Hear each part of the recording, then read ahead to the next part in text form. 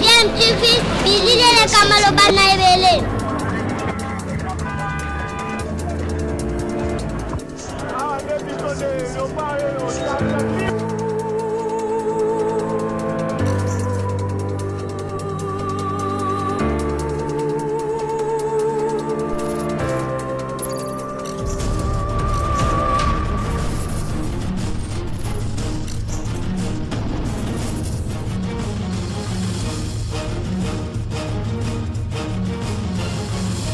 DMTV toujours en avant. Vous êtes sur DMTV, merci de nous suivre nombreux. L'actualité en République démocratique du Congo est marquée par plusieurs faits, mais avant de vous apporter le sujet que nous avons prévu pour vous, une analyse, nous voulons vous rappeler que le coronavirus est bien réel et le coronavirus est là. Protégeons-nous afin de protéger aussi nos proches en respectant des mesures barrières. De cette façon, nous allons briser la chaîne de contamination de cette maladie et bien entendu, vous le savez, le seul traitement efficace reste la prévention. L'actualité, c'est cette élection du premier vice-président de l'Assemblée nationale qui finalement n'a pas eu lieu et pour cause, la police a empêché aux députés de se réunir en plénière afin de faire cette élection en exécution en fait de l'ordonnance du Conseil d'État qui suspendait justement cette élection alors que l'Assemblée nationale s'entêtait et voulait absolument organiser cette élection-là aujourd'hui. Alors, au-delà de ce bras de fer, en fait, qui s'est profilé entre l'Assemblée nationale et le Conseil d'État, entre deux pouvoirs, le pouvoir législatif et le pouvoir judiciaire. Nous voyons également deux tendances au niveau de l'UDPS. Nous avons ceux qui sont derrière l'honorable député choisi, dont la candidature a été officiellement déposée le lundi 8 juin par le secrétaire général ad intérim de l'UDPS, Augustin Kabouya, la candidature de Madame Patricia Nseya à ce poste justement de premier vice-président et de l'Assemblée nationale. Nous avons vu à la même date du 8 juin les avocats de Jean-Marc Kabound saisir le Conseil d'État justement pour lui demander de surseoir à cette élection du premier vice-président et le Conseil d'État bien entendu lui a donné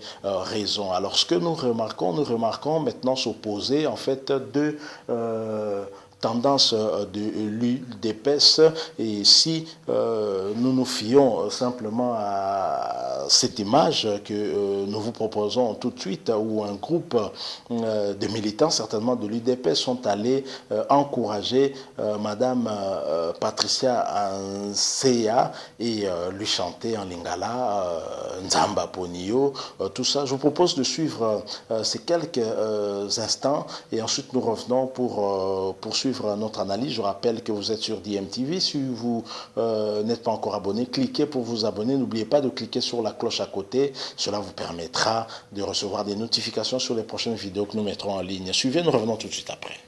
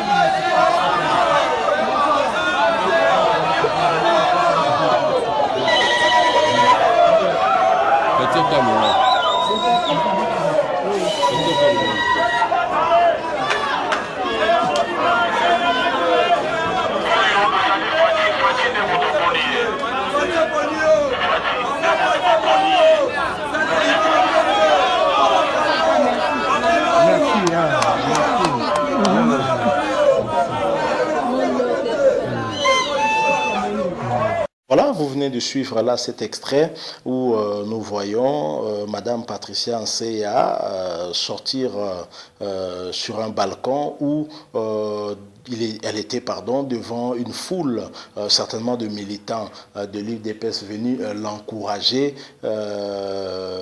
par rapport à sa candidature à ce poste de premier vice-président de l'Assemblée nationale en remplacement de son président ad interim, Jean-Marc Kabound.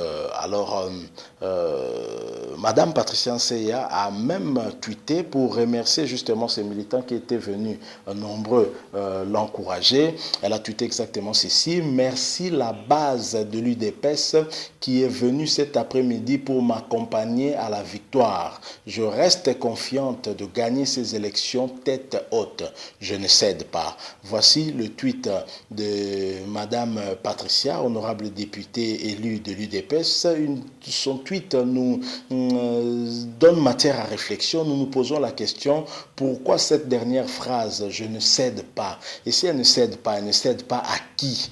Est-ce qu'elle ne cède pas à Jean-Marc Kabound? Est-ce que ce tweet finalement ne contredit pas les adeptes de la théorie d'une stratégie? Il y a certains observateurs qui pensent que c'est une stratégie de l'UDPS pour ne pas jouer à la politique de la chaise vide et donc laisser libre choix au FCC de pouvoir choisir qui il veut pour ce poste-là, alors que le poste revenait certainement à l'UDPS tel qu'il s'était convenu. Alors, en même temps, Jean-Marc Kabound saisissait le Conseil d'État pour surseoir à cette élection. Il y a des gens qui pensent que c'était effectivement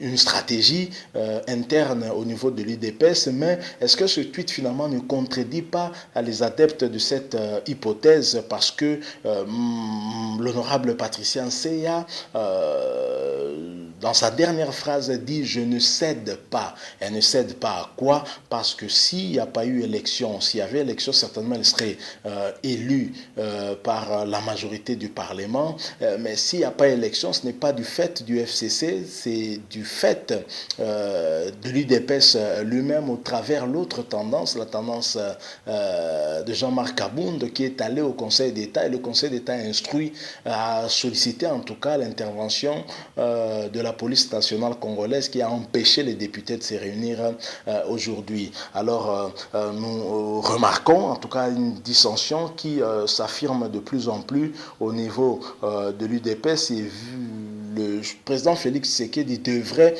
certainement intervenir pour réunir toutes les tendances afin de dégager une même vision, parce que visiblement la vision n'est pas la même, la vision en tout cas je veux dire de la gestion de cette crise entre guillemets, là où vous avez l'UDPS qui dépose officiellement la candidature, de l'autre côté Jean-Marc Kabound qui saisit le Conseil d'État.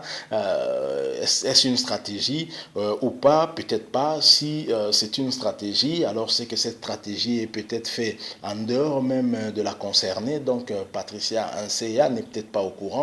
Et donc la hiérarchie de l'UDPS a décidé de marcher ainsi pour essayer un peu de contrer les stratèges du FCC. Donc voilà un peu ce que nous constatons. Le FCC qui est très manipulateur réussit peut-être là un très gros coup en manipulant finalement les membres de l'UDPS à son avantage, parce que en opérant ainsi, l'UDPS est en train de s'affaiblir. Entre-temps, le FCC se renforce plutôt. Voilà un peu la lecture que nous avons par rapport à cette situation qui finalement révèle au grand jour aussi finalement cette crise qui continue à l'UDPS et qui va grandissant. Donc voilà, nous arrivons à la fin de notre petite analyse. Si vous avez aimé, laissez-nous un like, pourquoi pas un commentaire. Abonnez-vous également à cette chaîne DMTV. Cliquez également sur la cloche à côté pour ne rien manquer des prochaines vidéos que nous mettrons en ligne. Et n'oubliez pas, le coronavirus est bien un réel continuez à vous protéger, car en vous protégeant, vous protégez aussi les membres de vos familles. La prévention reste le seul remède efficace contre cette pandémie. Alors continuez à respecter des gestes barrières. Merci beaucoup de nous avoir prêté un peu de votre temps. Nous espérons vous retrouver très bientôt avec un autre sujet d'actualité. DMTV vous dit au revoir.